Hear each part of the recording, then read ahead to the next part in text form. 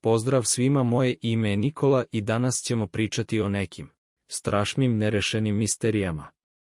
Želim vam srećnu novu godinu. Uživajte.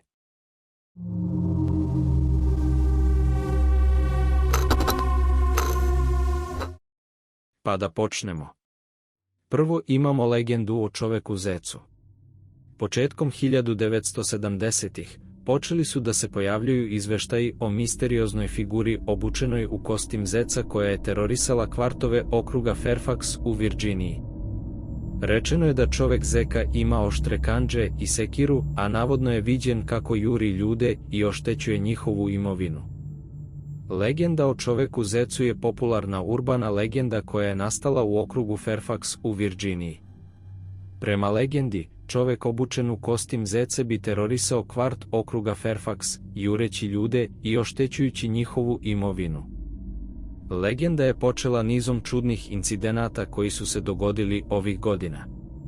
Svedoci su izjavili da su videli čoveka obučenog u kostim zeca kako rukuje sekirom i juri ljude. U jednom incidentu grupa tinejdžera je tvrdila da ih je jurio čovek zeka dok su bili u parku. U drugom incidentu, par je prijavio da je čovek zeka bacio sekiru na njihov automobil dok su vozili. Postoji nekoliko teorija o identitetu čoveka zeca. Neki veruju da je bio odbegli mentalni bolesnik, dok drugi veruju da je bio duh ili nadprirodno biće.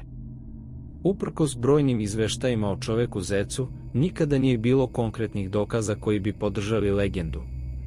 Međutim, legenda je i dalje popularna i inspirisala je brojne knjige, filmove, pa čak i atrakciju ukletih kuća. Misterija o kući Winchester. Sarah Winchester je bila naslednica bogatstva revolucione Winchester puški i živela je luksuznim životom u svojoj prostranoj vili u San Joseu u Kaliforniji.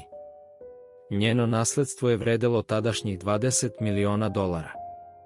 Ali uprkos svom bogatstvu i privilegijama, Saru je mučio dubok osjećaj krivice. Verovala je da je proganjaju duhovi ubijenih Winchesterskim puškama i postala je opsednuta pronalaženjem načina da ih odbrani.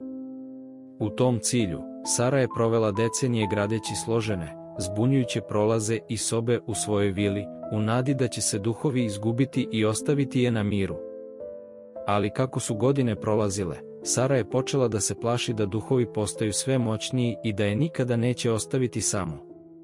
Legenda kaže da je jedne noći, dok se Sara probijala kroz lavirintne hodnike svoje vile, čula je glas koji je doziva iz jedne od praznih soba. Sara, šaputalo je. Nikada te nećemo ostaviti. Možeš da bežiš, ali nikada nam ne možeš pobeći. Sara je preminula 5. septembra 1922. godine od otkazivanja srca. Incident na prelazu Djatlov. 1957. godine 9 ruskih planinara je umrlo pod misterioznim okolnostima na Uralskim planinama. Njihova tela su pronađena unakažena, a neki su čak imali i trovanje radijacijom. Do danas niko ne zna tačno šta se dogodilo ovim planinarima, a slučaj ostaje jedna od najzbunjujućih misterija u istoriji. Kada su tragačke grupe konačno pronašle kamp planinara, dočekao ih je prizor užasa. Šatori su bili razbijeni iznutra, a tijela planinara razbacana po kampu. Neki od planinara su imali teške povrede, uključujući prelome kostiju i lobanje. Jednom od planinara nedostajali su jezik i oči.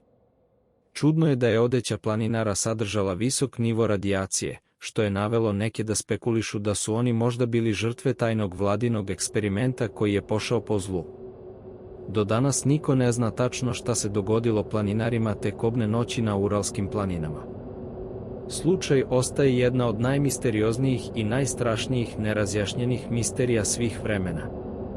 Neki kažu da je planinare napalo nepoznato stvorenje, drugi veruju da ih je ubila ruska vojska. Ali jedno je sigurno, duše planinara na Djatlovskom prolazu i dalje lutaju planinama, tražeći istinu o svojoj preranoj smrti.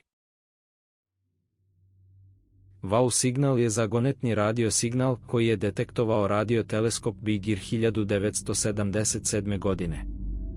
Signal je bio toliko jak i jedinstven da je astronom koji ga je detektovao, Jerry Eman, zaokružio ispis podataka i napisao wow pored istih, otuda i naziv.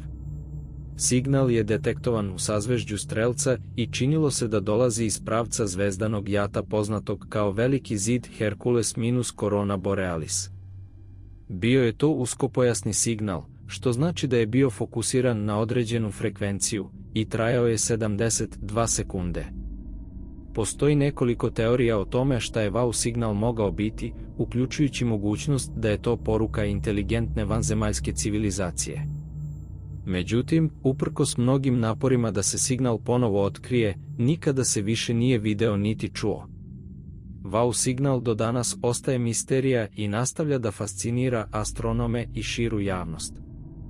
Služi kao podsjetnik na prostranstvo univerzuma i mogućnost da nismo sami u njemu.